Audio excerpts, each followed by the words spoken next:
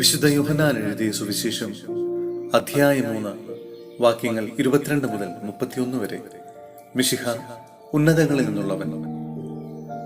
ഇതിനുശേഷം ഈശോയും ശിഷ്യന്മാരും യൂദയാദേശത്തേക്ക് പോയി. അവിടെ അവൻ അവരോടൊത്ത് താമസിച്ച് മാമോദീസ നൽകിക്കൊണ്ടിരുന്നു.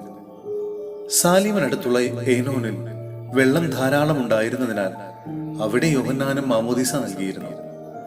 ആളുകൾ അവന്റെ അടുത്ത് വന്ന് മാമോദീസ സ്വീകരിച്ചിരുന്നു. യോഹന്നാൻ ഇനിയും കാരാഗ്രഹത്തിൽ അടയ്ക്കപ്പെട്ടിരുന്നില്ല. അവന്റെ ശിഷ്യന്മാരും ഒരു യഹൂദനും തമ്മിൽ ശുദ്ധീകരണത്തെപ്പറ്റി തർക്കമുണ്ടായി. അവർ യോഹന്നാനെ സമീപിച്ചു പറഞ്ഞു, ഗുരു, ജോർദാന്റെ അക്കരെ നിന്നോട് കൂടെ ഉണ്ടായിരുന്നവൻ നീ ആരെപ്പറ്റി സാക്ഷ്യപ്പെടുത്തിയോ അവൻ ഇതാ ഇവിടെ മാമോദീസ നൽകുന്നു. എല്ലാവരും അവന്റെ അടുത്തേക്ക് പോകുകയാണ്.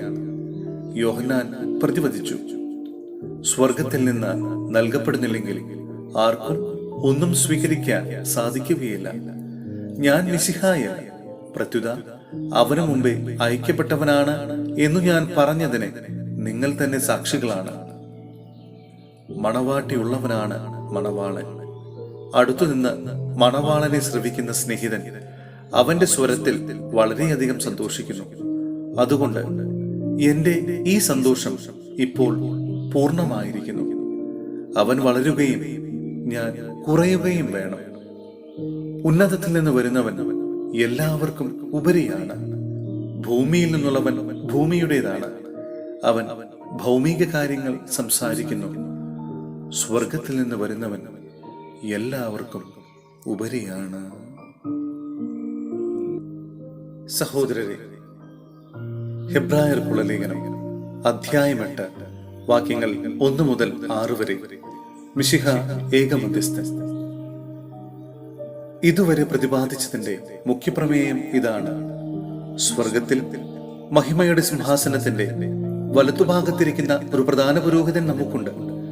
അവൻ വിശുദ്ധ വസ്തുക്കളുടെ മനുഷ്യനല്ല, കർത്താവ് സ്ഥാപിച്ച സത്യകൂടാരത്തിന്റെ ശുശ്രൂഷകനാണ്. എന്തെന്നാൽ ഓരോ പ്രധാന പുരോഹിതനും കാഴ്ചകളും ബലികളും സമർപ്പിക്കാനാണ് നിയോഗിക്കപ്പെടുന്നത്.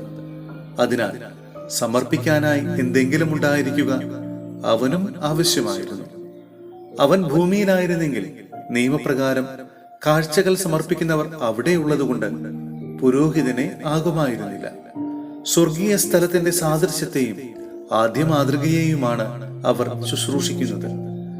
മോശ കൂടാരം തീർക്കാൻ ഒരുങ്ങിയപ്പോൾ ദൈവം അവനെ ഇപ്രകാരം മുന്നറിയിപ്പ് നൽകി, പർവ്വതത്തിൽ വെച്ച് നിനക്ക് കാണിച്ചു തന്ന മാതൃകയനുസരിച്ച് എല്ലാം നിർമ്മിക്കാൻ ശ്രദ്ധിച്ചുകൊള്ളുക. ഇപ്പോഴാകട്ടെ മിശിഹ കൂടുതൽ ശ്രേഷ്ഠമായ വാഗ്ദാനങ്ങളിൽ അധിഷ്ഠിതമായ ഒരു ഉടമ്പടിയുടെ മധ്യസ്ഥനായിരിക്കുന്നു. അതുപോലെ മുമ്പരത്തേതിനേക്കാൾ കൂടുതൽ ശ്രേഷ്ഠമായ ഒരു ശുശ്രൂഷയും അവൻ നേടിയിരിക്കുന്നു.